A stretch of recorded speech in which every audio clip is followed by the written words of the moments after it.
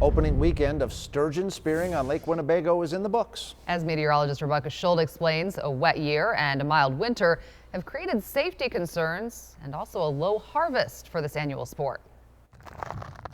Sturgeon spearing on Lake Winnebago and Upriver lakes is a winter tradition that dates back more than 8 decades. That's a big one. Nice job, Matt. It's a family affair for the Manthys. Oh my gosh. We're here at Sunset Shores in Tachita. So it's a great pastime passed on to father and son. Families go on for generations. With the world's largest population of this ancient fish right here in Lake Winnebago, one of 2 places in the U.S. where spearing is allowed, this is a special sport for anglers from Wisconsin and across the country. I've been doing this for close to 50 years, and never once that we didn't go out, but this year might be the first time that we ain't going out. Blame it on the weather. Back-to-back years of record precipitation has muddied water clarity, a key factor in the success of the harvest. More importantly, the mild winter has created dangerous ice conditions for the more than 12,000 anglers who've bought licenses. The ice conditions and the weather conditions aren't that safe to go out. Right now we have roughly between 4 and 11 inches depending on where you are on the South Shore.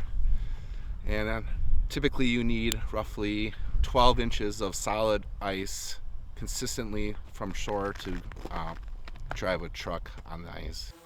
I'm out here on Lake Winnebago, where at this time of the year, it's normally referred to as Shantytown. But instead of the 5,000 shanties you would normally see out here, this year, it's a ghost town.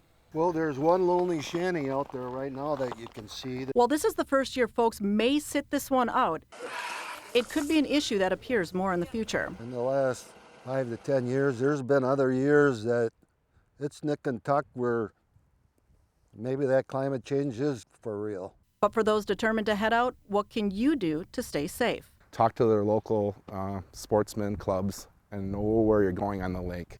Along with tips from the DNR, local fishing groups help people navigate the lake. When it's safe, they have a series of roads out here and they mark those roads with a line of Christmas trees. And then in unsafe spots such as cracks, they typically put a line of trees on the ground, fallen trees, so you know not to go there. The season's 16 days, so we're hoping that we might make it out the second week or something like that. The DNR reports 4 vehicles went through the ice opening weekend.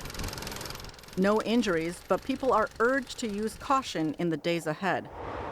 The forecast calls for a big cool down by the end of the week. But will it be enough to build safe ice in time to salvage the season and harvest? Only time will tell. I'm meteorologist Rebecca Schuld, CBS 58 News. The opening day tally included just 44 sturgeon speared on Lake Winnebago, the lowest harvest numbers since 2013, with almost 50% less shanties on the lake than normal. The DNR says at this rate, it's likely the spearing season will run for the full 16 days before harvest caps are met. Well, quite a change. Good writing there. Shantytown to ghost town. Yeah. Great tradition, but I don't want to risk my vehicle to do it either. That was surprising to me that many cars went through on the opening weekend. It's better safe than sorry. Maybe this colder weather will have a benefit. Hopefully so. All right. We'll